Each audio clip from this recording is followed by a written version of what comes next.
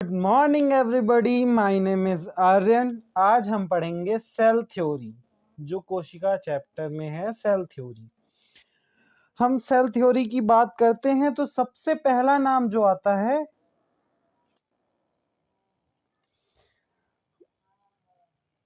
मिथियस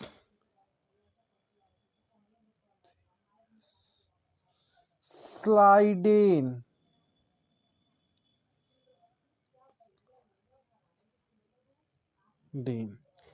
जिन्होंने सन 1838 में एक अपना स्टेटमेंट दिया। जो इनका स्टेटमेंट था वो कुछ ऐसा था कि सभी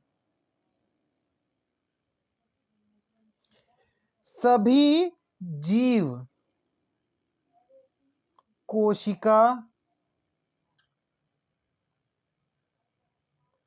और उनके उत्पाद से मिलकर बने हैं।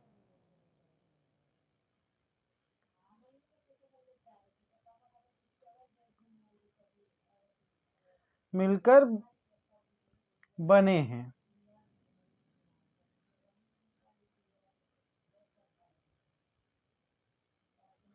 ये मिथियस स्लाइडेन का एक स्टेटमेंट था और इनका ये जो थे एक जर्मनी ये जर्मन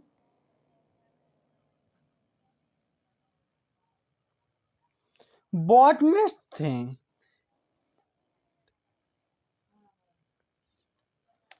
ये इन्होंने कई सारे पादपों पर रिसर्च किया और इन्होंने पाया कि सभी जीव कोशिका और उनके उत्पाद से मिलकर बने होते हैं। फिर सेल थ्योरी में दूसरा नाम जो आता है वो है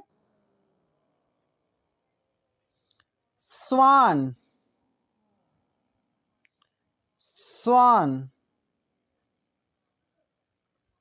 जिन्होंने सन 1839 में एक स्टेटमेंट दिया। इनका स्टेटमेंट कुछ ऐसा था कि सेल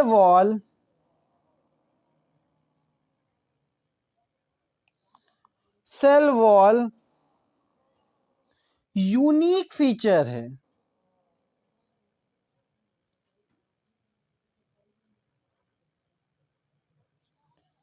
है प्लांट का।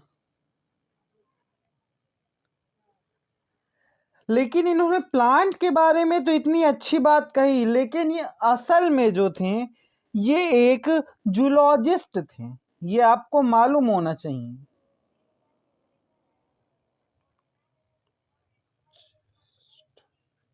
ये जूलॉजिस्ट थे स्वान जी।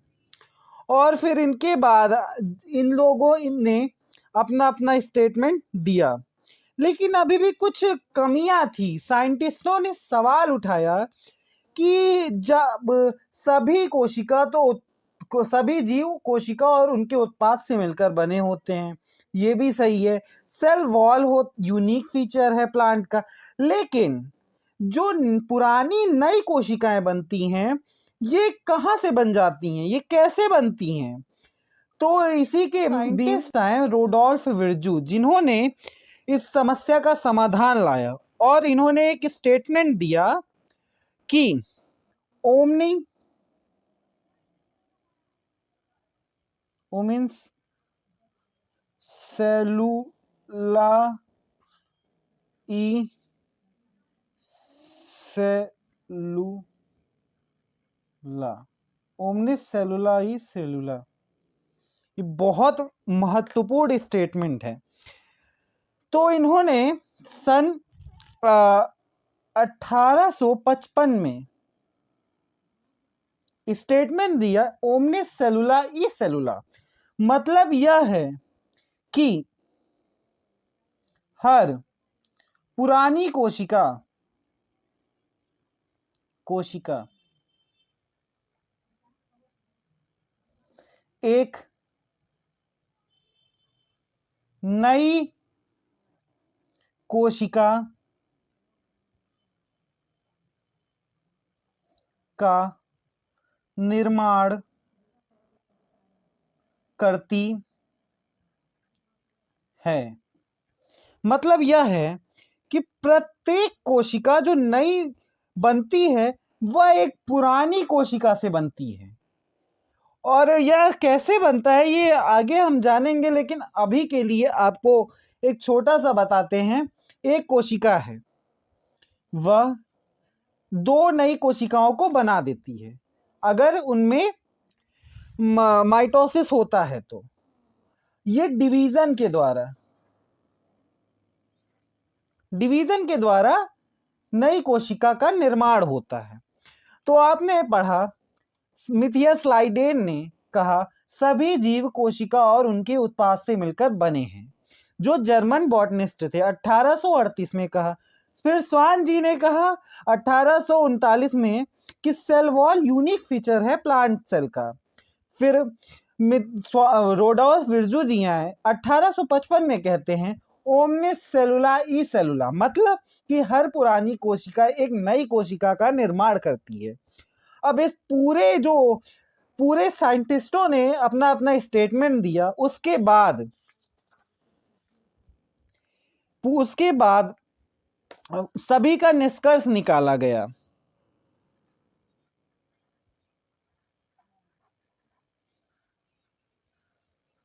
सभी लोगों का निष्कर्ष निकाला गया और 3 स्टेटमेंट दिए गए जिसको आज हम सेल थ्योरी के नाम से जानते हैं। पहला स्टेटमेंट था all organism composed of cells and products।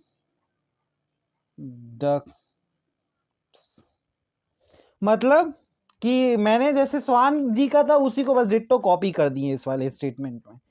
Cell organisms composed of cell and products, सभी ऑर्गेनिम्स सेल और प्रोडक्ट से बने होते हैं। दूसरा स्टेटमेंट जो था संरचनात्मक एवं क्रियात्मक इकाई, जो कोशिका है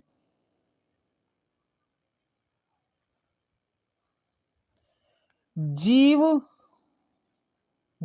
की संरचनात्मक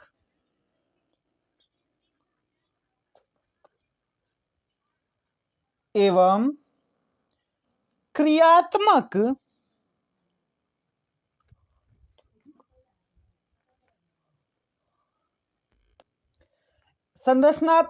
क्रियात्मक इकाई है। तीसरा स्टेटमेंट जो था नई कोशिकाओं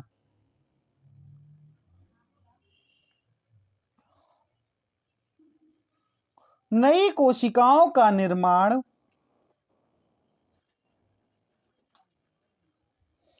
पुरानी कोशिकाओं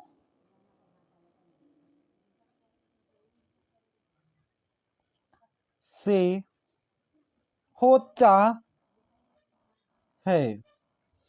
अब तीनों स्टेटमेंट के बाद सेल थ्योरी कंप्लीट मानी जाती है। पहला स्टेटमेंट था कि all organisms composed of cell and products, सभी जीवधारी कोशिका से और उत्पाद से मिलकर बने होते हैं। कोशिका जीवों की संरचनात्मक एवं क्रियात्मक इकाई है। नई कोशिका का निर्माण पुरानी कोशिका से होता है। ये 3 स्टेटमेंट को ही आज हम सेल थ्योरी के नाम से जानते हैं। तो आपको कैसा लगा ये लेक्चर, आप बताइएगा जरूर। ये साइंटिस्ट थे, आपको दिखा देते, स्क्रीनशॉट लेना हो तो ले लीजिए।